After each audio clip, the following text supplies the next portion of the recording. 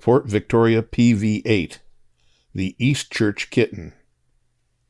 The aircraft, built by the Royal Naval Air Service experimental flight at Eastchurch to meet the Admiralty's requirement for a small shipboard scout, differed considerably from the Port Victoria P.V.7.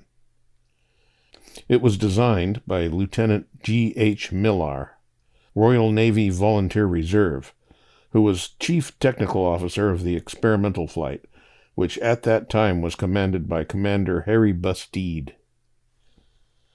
While the aircraft was under construction, Bustede was posted to the Isle of Grain at the beginning of March 1917, when he assumed command of the Port Victoria Repair Depot. In the following month, he also took over the Experimental Construction Depot. He took with him the partly finished airframe, and its construction continued alongside the P.V.7. It was given the Port Victoria designation P.V.8 and was named Eastchurch Kitten to distinguish it from the P.V.7 Grain Kitten. Like the P.V.7, the Eastchurch Kitten was a tiny single-seat biplane designed for the 45-horsepower geared ABC Gnat. It was slightly larger and appreciably heavier than the Grain design, but its larger wing area gave it a lighter wing loading. The P.V.8 looked more angular than the P.V.7, having heavily staggered main planes with plank-type interplane struts, dihedral on the upper wing only, and a parallelogram-shaped rudder. The fuselage tapered to a horizontal knife edge at the stern. There was no tailplane, only a balanced elevator surface. The undercarriage was a rigid structure, depending for shock absorption on the large diameter tires. To give the flying wires a more favorable angle, they were taken through the undercarriage axle and anchored to its opposite ends. The official report on the P.V.8 includes the protest that if the undercarriage was broken in getting off, or the axle bent, the wings might fold up or be badly strained. The pilot sat in line with the trailing edge of the upper wing. His Lewis gun was on the center section, offset to starboard. There was a small, rounded cutout in the center section trailing edge under the gun to facilitate its elevation. The test report noted that the gun would be very awkward to fire owing to the cramped position of the pilot. For lack of a 45-horsepower ABC Gnat, the P.V.8 was obliged, like the P.V.7, to have a 35-horsepower direct drive Gnat. It was completed in August 1917 and made its first flight on the 1st of September, piloted by Harry Bustede, who found it to be seriously unstable longitudinally, and brought it down hurriedly after a flight of only 3 minutes. Noting his logbook, "Much too quick fore and aft." The horizontal tail surfaces were redesigned. A small tailplane was fitted, and the new elevator had small horn balance areas. This sufficed to make the P.V.8 a pleasant airplane to fly, and it proved to be better than the P.V.7 in every way. Bustede was well pleased with it when he flew it again on the 26th of September. During performance tests flown on 11th October 1917, it carried more than twice as much petrol as the P.V.7 and returned better performance figures.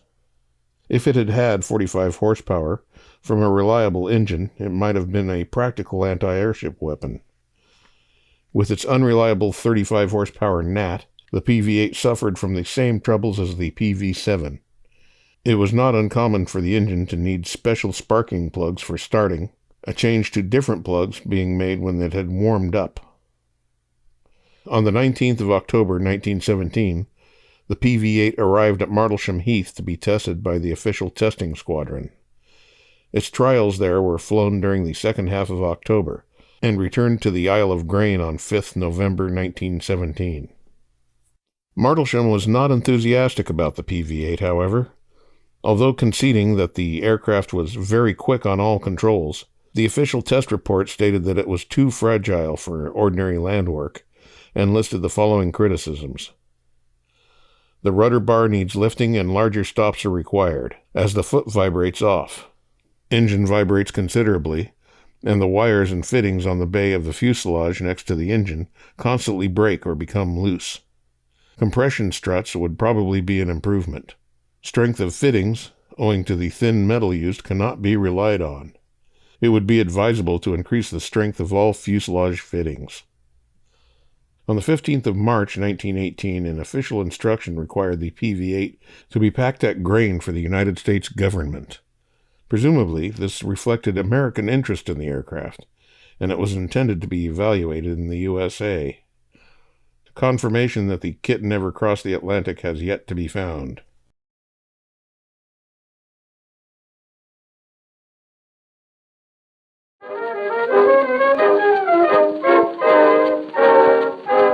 The prototype was lost, but Bill Sneesby, from the Selby area, started to recreate the fuselage in 1988, and left what he created with the museum at Elvington, which kept it in storage. And 2 young French aviation design students undertaking a placement at the museum were able to assist in the reconstruction by the museum's aircraft engineering department. The team was led by museum aircraft engineers Ray McElwain and Brian Watmo. It was reskinned with Irish linen, retensioned, and then repainted with an original Royal Naval Air Service scheme. A similar twin-cylinder air-cooled engine was found and all the controls refitted, so that this 97-year-old design lived again. Although non-flying, the Kitten can taxi under its own power, and has been exhibited in various locations around the UK for the World War I centenary commemorations. It has been extensively filmed for TV, and its first live public debut took place in 2014 in Leeds City Centre for the start of the Great War commemorations in May 2014. On a personal note, I'd just like to say that if Mickey Mouse had an airplane, I think it would be the Eastchurch Grain Kitten. And that brings us to the end of book number 1. I still have 2 more to go, and we'll get to those after a short break for guitar videos. I am way behind on making videos about guitar building and guitar playing. One of them will be What's Wrong with Flying V Guitars, which I promised to do a long time ago. And here's a list of the aircraft we've covered already. And I promise I'll be back.